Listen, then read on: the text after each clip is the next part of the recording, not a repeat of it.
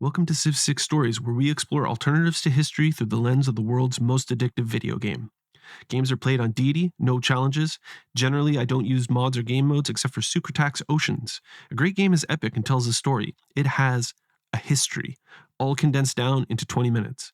Along the way, you can learn tips and tricks on how to be a better Civ player, as well as strategies on how to play specific civilizations. Today we are looking at the game I played as Philip II of Spain. A quick note on the map for this game. In order to make best use of Spain's unique ability and their unique building, the mission, I decided to play this game on a Terra map as opposed to the continents map that I usually play on. We settled our capital city on a grassland tile so that we could start working a 2 food, 3 production, 2 gold ivory tile right away. And on turn 2, we got our continental divide inspiration. Very nice. The next turn, we became the first civilization to meet both Hong Kong and Kabul. A great start. In 3760 BC, we met our first rival civilization, the Mongols, led by Kublai Khan. In 3680 BC, overlooking the Eye of the Sahara, we met Canada. Oh, Canada! Order! In 3240 BC, we met Jadwiga and the Poles. In 3120 BC, we met Chandragupta and the Indians. There were few ideal spots to place a quick holy site, but religion was going to be important to us, so we needed to prioritize its construction so we could begin our recruitment of a great prophet. We did not feel immediately threatened by our neighbors, so procuring a religion was our top priority. In 2760 BC, we met Gitarja of Indonesia and Basil of Byzantium. The competition for a religion would be intense. In order to help the recruitment of our great prophet along, we chose Divine Spark as our pantheon. Competition for land between the Mongols and Byzantium would be fierce, as we discovered that the city of Kokekota, founded by Mongols, could not decide which empire to be a part of. We felt a religion was such a priority that, with our strong production, we even began to run holy site prayers. The Mongols, sandwiched between Byzantium and Poland, were in a bad way from the get-go. By 2400 BC, even citizens of their capital wanted no part of this game. 40 years later, on turn 43, Xanadu flipped to free cities, and Kublai Khan was out of the game. The city would be a prize, but who of the Byzantines, Poles, and Spanish would have the strength and influence to take it? Initially, it seemed as though the Poles had the upper hand. By 2280 BC, the former Mongol city of Kokekota decided to join Byzantium. 2160 BC, we recruited our great prophet, John the Baptist. And in 1920 BC, just in the nick of time, our troops were able to seize the city of Xanadu ahead of the Polish. The Polish and Byzantines were not so friendly with each other, and Jadwiga's forces began an assault on the city of Kokekota. In 1880 BC, they took the city and razed it to the ground. The Poles were dominating and entered a golden age, meaning Xanadu flipped back to free cities. We chose free inquiry as our classical era dedication. In 1520 BC, Spanish forces took back the city of Xanadu. In 1440 BC, we discovered political philosophy and chose autocracy as our Tier 1 government. That same year, we also founded our religion, choosing work ethic and crusade as the cornerstones of our faith. Xanadu really didn't want to be part of Spain, and in 1400 BC, it flipped again to free cities. In 1280 BC, we took the city back. In 1200 BC, we built the Temple of Artemis. Maybe not the ideal location for that wonder, but the boosts and the bonuses are nice. In 975 BC, Xanadu flipped again to free cities. 75 years later, we took the city back yet again. In 850 BC, we finally got around to founding our third city, Toledo. In 825 BC, you know the drill, Xanadu flipped again to free cities.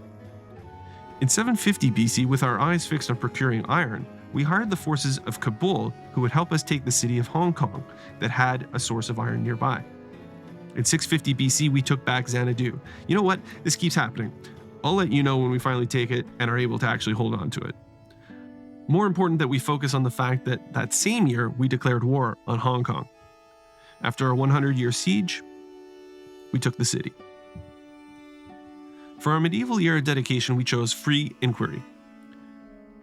Our troops that had seized Hong Kong were thirsty for more. In 425 BC, as we approached Byzantium, Basil asked about our advancing troops, and we told him that it was time to draw swords. Good old Sinope managed to build those city walls right as it was under siege. Typical. In 250 BC, we took the city of Sinope, our first prize from the Byzantine Empire. Basil, upset about how our war was progressing, put to the World Council a proposal to liberate Sinope in the name of Byzantium, and Canada, who typically cannot declare war without a 5-turn buffer, found their way around that limitation and elected to join the Byzantines, meaning I would need to fight this war on 2 fronts.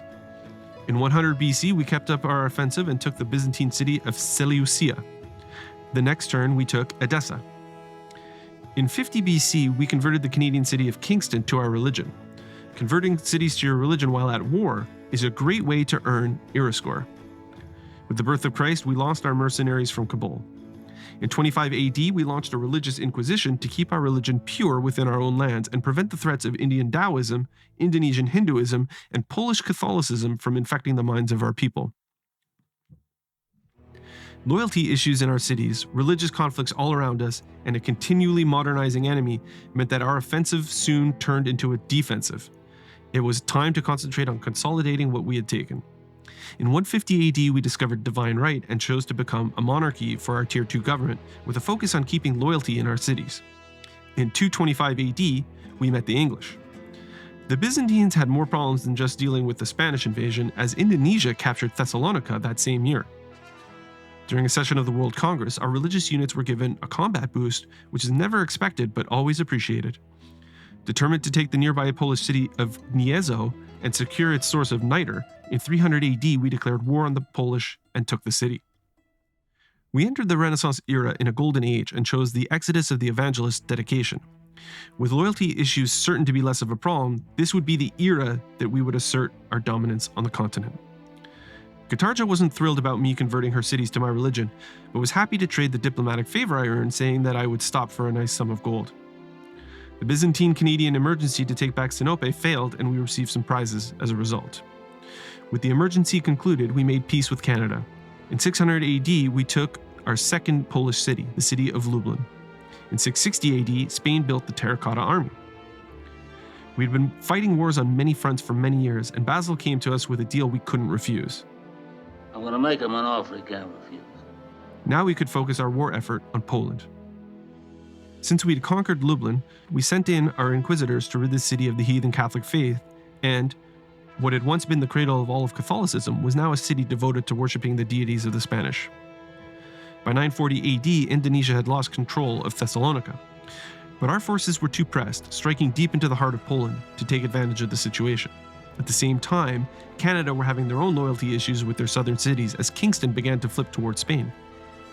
After discovering Reformed Church in 1030 AD, we switched our Tier 2 government to a theocracy and focused our policies on ensuring that Indonesian Taoism, our most immediate religious rival, did not spread to our cities.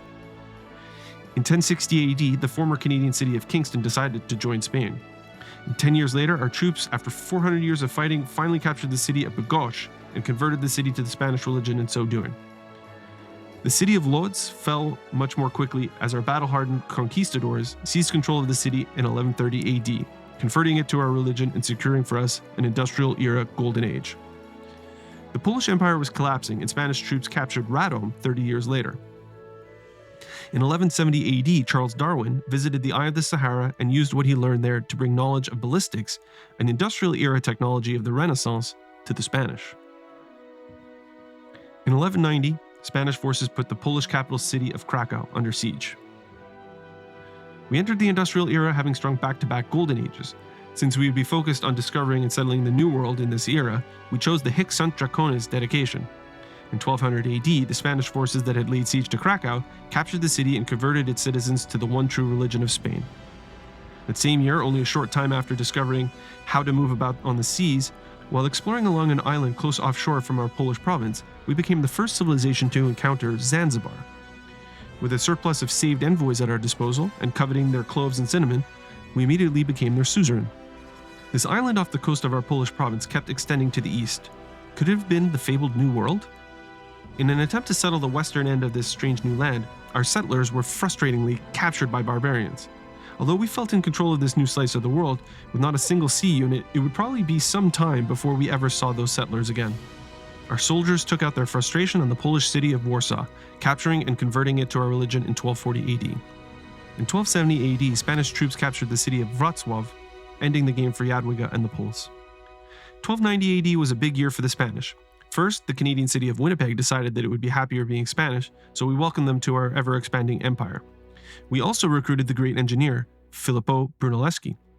And, with the Polish now defeated, our troops didn't feel like they were quite finished and we declared a holy war on our old enemy, the Byzantines. By now, our army was one of the most powerful forces on the planet, and in 1300 AD, we recaptured the Byzantine city of Seleucia, which had been back under Byzantine rule for over 1,000 years. But now they could not touch us. This part of the world, we felt, had always been destined to be Spanish. In 1320 AD, in the city of Toledo, we built Kilwa Kisawani. Our exploration of this strange, elongated new continent brought new riches as we became the first major civilization to meet Brussels. As with Zanzibar, we took this opportunity to spend the envoys we had saved and immediately became their suzerain. In so doing, we also met Hunza and did the same thing, which finally put an end to our financial woes. The Byzantines had not modernized at the same rate as we had, and we felt it important to help them live better lives as Spaniards. In 1340 AD, we blew through the walls of Nicomedia and captured the city, converting it to our religion in the process.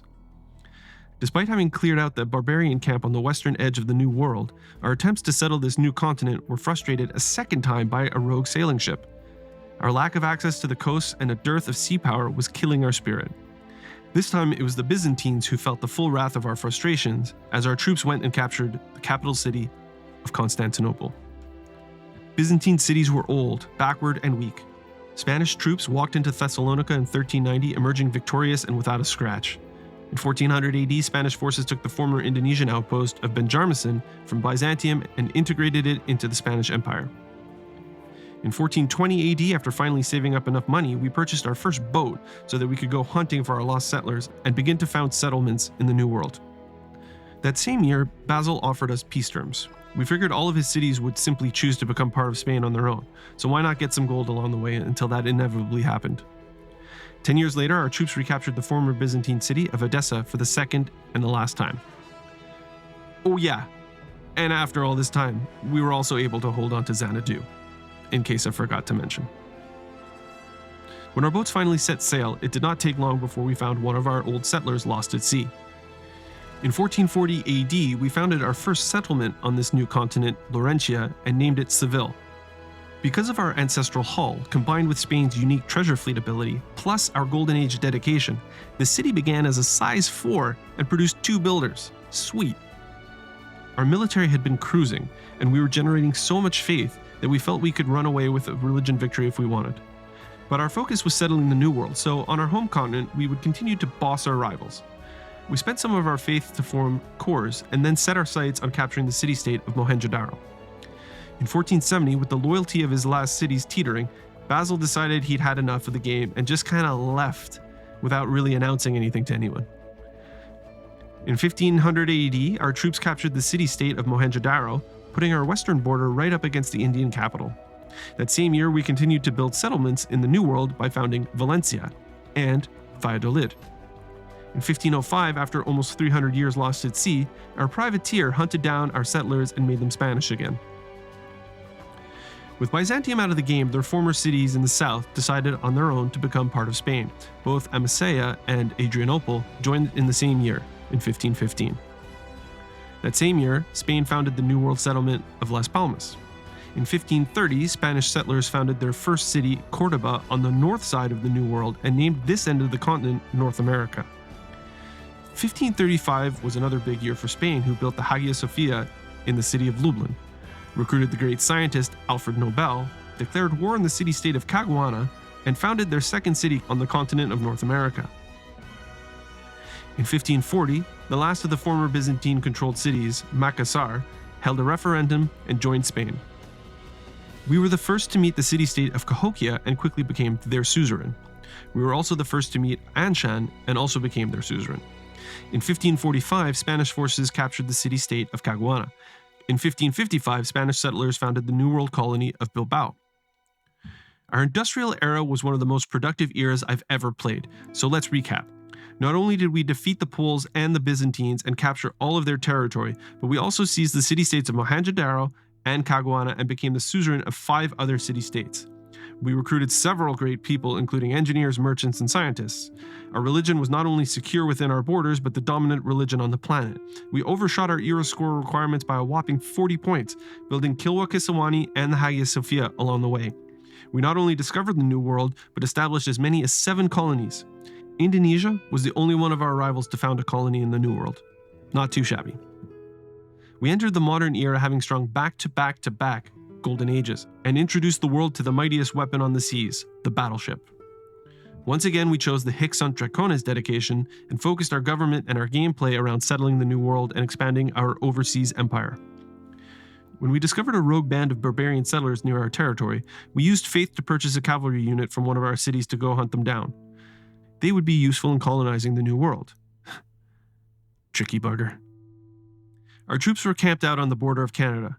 We had converted most of their cities, we had large oil reserves, and we had recently researched steel and replaceable parts. It was time to bolster and modernize our army. We were ready to declare war on Canada, but we forgot that it's Canada and that we can't just declare war on them willy-nilly, like we would with everyone else. So first, we denounced them. Canada, you have been warned.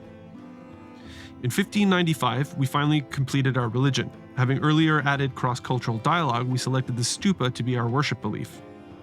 You know how when you're playing on DD and the AI knows you're about to attack because you went and told it by denouncing them, and so it just decides to send a 1,000-year flood at you right where your troops are stationed? Yeah, I love that. The nerf of them. It could not stop us building Mont Saint-Michel in the city of Toledo, just for fun though. That same year, 1600, we finally introduced the world to our overseas missions, showing off our unique culture in the process. I'm sorry the Mongols, Poles, and Byzantines weren't around to see it. The yields that first mission offered were a sign that our civilizing of the New World was on the right track. And would you look at that, India joined the party, civilizing the New World sometime around 1605. We performed an experiment hoping that building a harbor over those rogue settlers would capture them for us. Alas, no. In 1615, although we saw it in our own minds as a crusade based on liberating believers in the Spanish religion living in Canadian cities, because the heathen Canadians had no religion of their own to subdue, we could only declare a war of territorial expansion. In so doing, because of their alliances, our declaration of war against Canada was a declaration of war against England and Indonesia as well. Our first Canadian target, the city of Hamilton, still did not have any city walls, and we captured the city in 1620.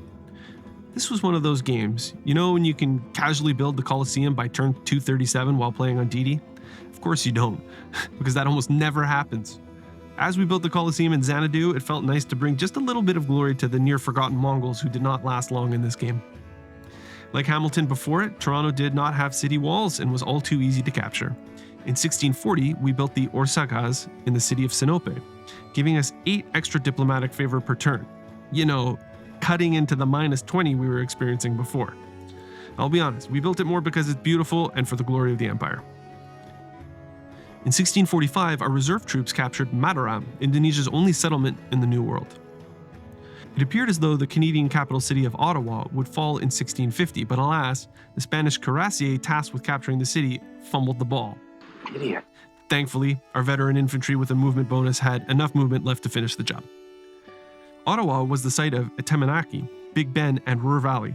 Canada was our only real challenger left at this stage of the game, and this coup put their empire on the brink of collapse. In 1655, the city of Bigotch completed the mausoleum of Halicarnassus, meaning that the great engineers we had been stockpiling could finally get to work.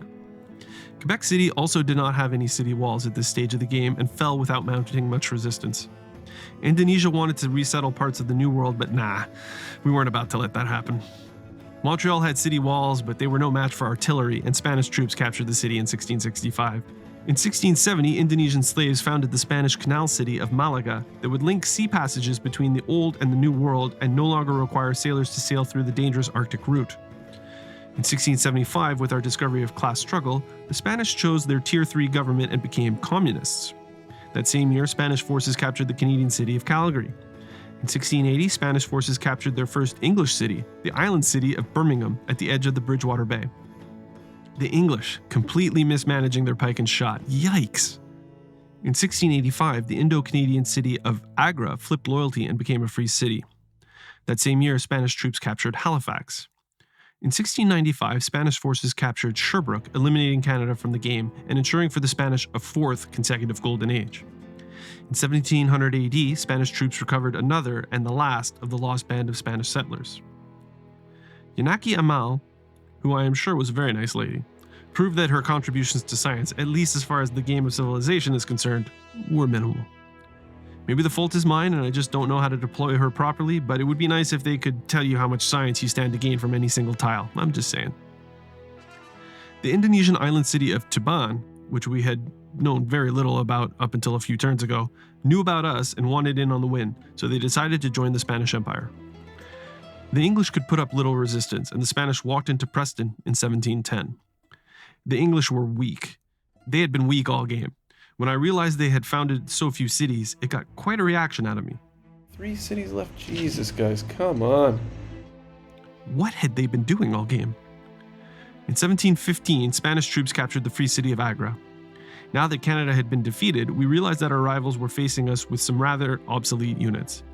We went to check on how they were doing and discovered that they were lagging 2 eras behind us as, though we were still playing in the modern age, we were playing with information age money.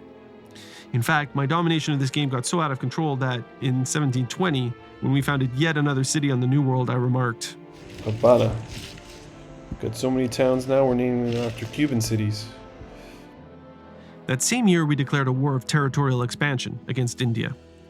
In 1725, after decades as a free city, the last of the Canadian cities, Victoria, held a referendum and finally joined the Spanish.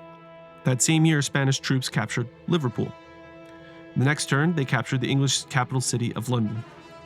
The AI had been cheesing us for a long while by producing a barbarian unit from a camp outside of Cartagena that it felt very satisfying to finally be rid of it. In 1735, Filippo Brunelleschi helped to build Chichen Itza in the jungles near Hong Kong. In 1740, when we took the Indo-Anglo city of Mysore, we eliminated the English from the game. In 1750, we launched our Earth satellite. We were having so much fun that, when debating which Tier 3 government building to construct, because we felt that we were further ahead in our domination path, instead of doubling down, we opted to balance things out and speed up our space game by choosing the Royal Society. We also captured our first Indian target, the city of Hyderabad. In 1760, Spanish forces captured Delhi. We also converted Liverpool, once the home of English Protestantism, over to our Spanish religion. I didn't think it was possible, but the modern era may have been more outrageously productive even than the industrial era. Let's recap. We defeated Canada and the English, recruited more great people than I can count. We built Mont Saint-Michel, the Colosseum, the Orsagas, the Mausoleum of Halicarnassus, and Chichen Itza. We launched our Earth satellite, researched several information era technologies, and founded 9 more colonies in the New World, and overshot our era score requirements by a whopping 69 points. 69, dudes! We entered the atomic era having strung together our 4th consecutive golden age and celebrated by constructing the Eiffel Tower in the city of Lodz. For this era, we chose the Heartbeat of Steam dedication. It was now 1765, and in our continuing war with India, Spanish troops seized the Anglo-Indo city of Bristol. We also settled our first city across the Bay of Santander near the Sollipoli volcano and named it Vigo. In 1770, Spanish settlers founded the New World colony of Santander at the foot of the natural wonder Gobustan. In 1785, Spanish troops captured Chennai. Moments later, they also captured Calcutta. And, because we wanted greater territorial control, we declared war on Venice, vowing to capture any city-state that was not under our control. In 1795, Barcelona built St. Basil's Cathedral for no other reason but to show off the glory of our magnificent empire. That same year, Spanish troops captured the city of Jabalpur. The space race was a 2-horse race between us and my own quest for a domination victory. In 1800, we landed on the moon. In 1802, Spanish troops captured the Indo-Indian town of Palembang. That same year, we used Stamford Raffles to convince the city-state of Anshan to join the Spanish Empire. In 1804, we introduced the world to our giant death robot. In 1806, Spanish troops captured the Indian capital city of Patna. Moments later, Venice caught on to what was happening and, after previously mounting a decent resistance, basically just capitulated. We also captured a stranded Indonesian settler, which we could use to further colonize the New World. In 1808, with our discovery of optimization imperative, we earned our Tier 4 government and switched our government to a synthetic technocracy. Because we were so advanced, Erwin Schrödinger also proved to be a more or less useless great person by only being able to offer us the eureka for a single technology. Seeing where this game was heading, Indonesians were fleeing their own cities for fear of having to mount a defense against the Spanish, and the city of Jambi flipped to free cities. After centuries floating at the southern edge of the great continent, we finally seized that idle band of settlers. In 1810, the World's Fair concluded, and it was safe to say that we dominated the thing pretty darn hard. That year, we also captured the Indonesian city of Badung. In 1812, Spain completed its Mars colony. That same year, Spanish troops captured the city of Madurai, leaving poor India with nothing but the New World settlement of Lucknow left to defend. Indonesian slaves also founded the Spanish colony of Vitoria-Gasteiz. In 1814, with the Indonesian Empire on the verge of collapse and a domination victory within our grasp, we seized the free city of Jambi. In 1816, Bima fell to the Spanish. And then Majapahit fell as well, meaning that the Indians' New World city of Lucknow would survive, but we had been victorious. So, what did I learn? Spain on a Terra Map setting is fun. Damn fun. In fact, aside from playing on a regular continents map, occasionally challenging myself with a Terra Map is a really fun way to play Civ and one of my favorite map types. In this game, Madrid was an early game production powerhouse. A capital city that is productive from the get-go can be a game changer. The outcome of this game hinged on the plight of the city of Xanadu. We were lucky with our spawn location and the fact that we had room to move around at the beginning of the game. Had we spawned where the Mongols did, our history might have been equally as short as theirs. Instead, it gave us time to build our influence in the area and compete with the other civs, Byzantium and Poland. Defeating Poland early was key to victory, and the Conquistador-Religious Unit stack was key to making headway in that phase of the game. Canada might have been our only challenger later in the game, and they do find ways to sneak out victories through culture and diplomacy sometimes, but by the time we needed to challenge them, we were big enough and strong enough that any lead they had in technology made little difference and the outcome was certain the second we denounced them. Spain's unique building missions on foreign continents are delightful. Amazing tile yields. As high as 3 food, 2 production, 4 faith, 2 science. That is awesome. Sometimes I grind toward victory. Sometimes I beat out the AI by leapfrogging them in the space race. Sometimes I have to settle for diplomatic victory because my culture game just can't make the headway. And sometimes I just ride the slopes downhill because everything seems to go my way. That's how it was for Spain in this game, who are a really fun European civ to play. Spain, you were so mighty. Together we built an empire that will stand the test of time. Thanks for watching, and don't forget to keep playing and making your own civilization stories, your own amazing paths through history, and I'll see you next time.